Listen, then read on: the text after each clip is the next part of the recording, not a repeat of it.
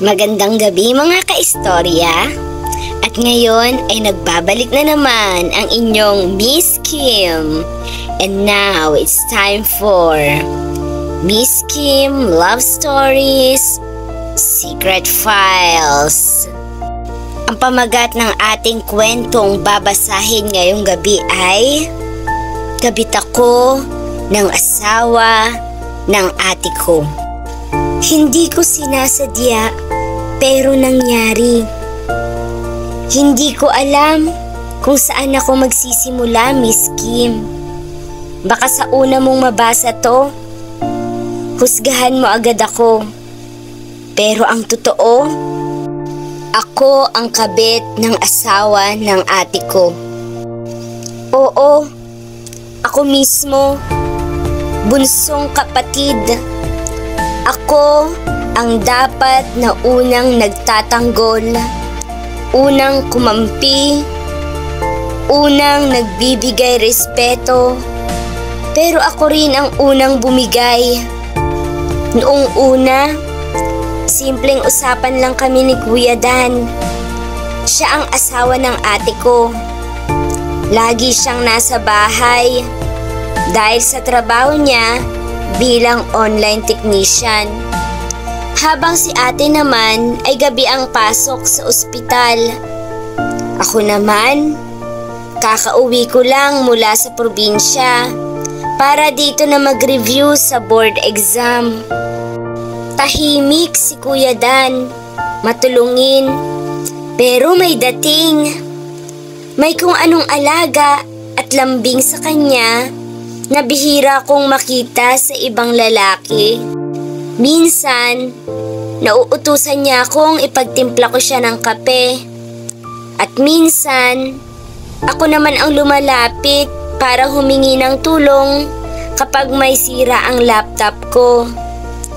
Hanggang sa unti-unti, parang nagiging kami na lang palagi sa loob ng bahay.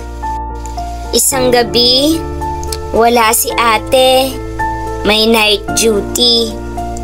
Nanonood kami ni Kuya Dan ng movie sa sala. Medyo may thrill, kaya napapalapit ako sa kanya. Tapos, ewan ko kung paano, pero bigla niya akong tinanong, "May boyfriend ka na?" Napangiti lang ako at umiling. Sumunod na tanong niya, "Anong gusto mo sa lalaki?" Sa totoo lang, hindi ko na maalala ang sinagot ko. Pero ramdam kong hindi na yun usapang bayaw at hipag. Ilang minuto lang, naramdaman kong hawak na niya ang kamay ko. Hindi ako pumalag. At doon nangyari ang unang halik. Hindi iyon ang huli. Mula noon, gabi-gabi, kapag wala si ate, nagiging asawa ko siya. Sa sala, sa kwarto, minsan, habang tulog si ate sa kabilang kwarto sa umaga, dinadaanan niya ako ng sulyap, ng pabulong na, "Ang sarap mo kanina." At ako, bumibigay ako kasi masarap. Hindi lang sa katawan, kundi sa atensyon. Sa pakiramdam na ako ang pinipili niya kahit bawal. Pero tuwing gabi, bago ko matulog, binubulong ko na lang sa sarili ko, "Ate, patawad. Hindi ko rin alam kung bakit ko to ginagawa." May mga pagkakataong parang mauhuli kami. Yung minsang pumasok si ate ng maaga, halos hindi kami makahinga habang magkasama kami sa banyo. Pero hindi pa rin kami tumigil. Parang droga na. Adik na kami sa isa't isa. Minsan, tinanong ko siya, "Mahal mo pa ba si ate?" Hindi siya sumagot agad. At ang sagot niya, mas lalong nagpahulog sa akin.